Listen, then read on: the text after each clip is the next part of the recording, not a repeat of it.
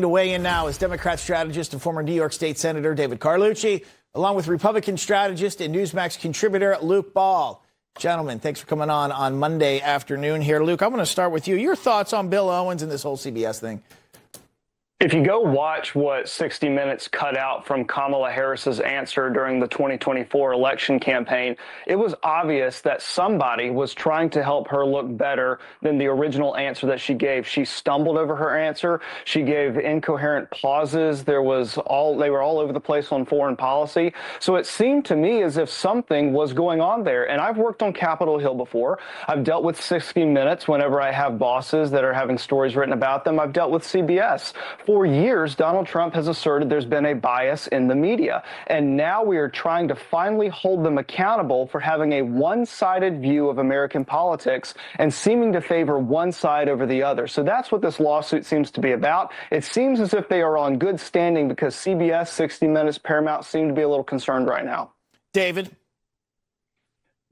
I mean, I'm just confused at this bias idea. I mean, I'm on a network right now where we would obviously say the bias favors Donald Trump and Republicans. Now, this is the First Amendment right that we all have. The biggest problem that's going on right now is the chilling effect that has been caused by the White House in putting out these lawsuits, in really scaring the media to capitulate to what Donald Trump wants. So that's my biggest concern here. And I think we all have to be independent thinkers of consumers of media and recognize that there's bias in everything. That doesn't make it inherently wrong. Well, here, David, before we get into submit. Let's do this. Let's take a time out here before we get into it. There's a new some new research that has come out from the Media Research Center. Their analysts. All right, so here's what they did. This just came out a couple hours ago. 899 stories on ABC, CBS, NBC Evening Newscast that discuss President Trump, his administration from January 20th through April 9th. Here's what it shows, including weekends. 92% of the coverage was negative against the president here. That's pretty lopsided, Luke. What do you think?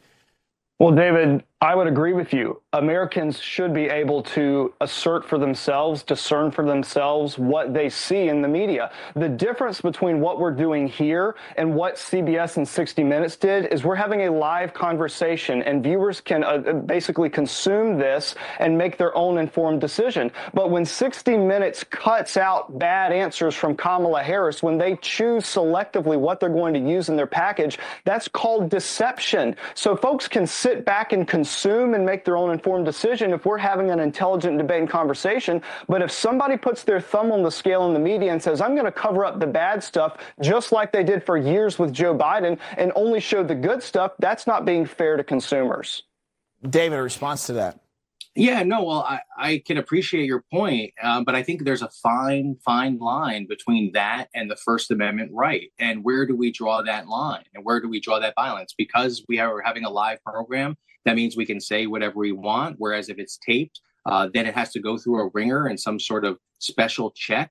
Who decides? There shouldn't be a special check. David, there shouldn't be a special check whenever it comes to presenting what these individual.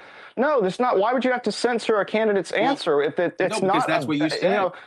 No. What I'm saying is if they give a bad answer, it should be presented to the American people. But if Donald Trump gives a bad answer or just doesn't have exactly what he wanted to say, they would air that instead of a coherent answer. They're sitting in the chopping block or the editing room, and they're selecting what they want to present to the American people. That's not healthy and transparent. They should show everything. And that's not what 60 Minutes did. They chopped up, they selected what they wanted to present, and Donald Trump's trying to hold them accountable for that. To put my 2 cents in here, I think I agree with both of you on this. People need to think for themselves, take it in and make a decision. Then also, look, I've come up through this industry to say it's not biased and it's not tilted one way or another in these newsrooms. I just think, she's not living in reality because it is. And I think a lot of that needs to be worked on and changed. David, Luke, we got to leave it there. Appreciate you coming on. Good to be with you. Thanks.